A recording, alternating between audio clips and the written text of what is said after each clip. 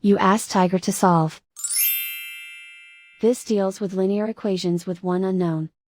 The final result is x equals 4. Let's solve it step by step. Simplify the expression.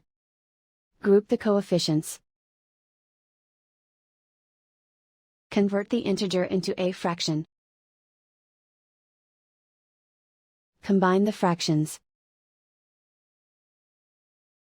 Combine the numerators. Isolate the x. Multiply both sides by inverse fraction 2/5. Group like terms. Multiply the coefficients.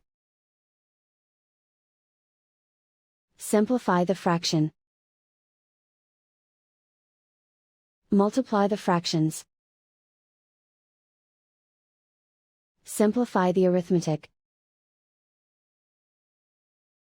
And so the final result is x equals 4.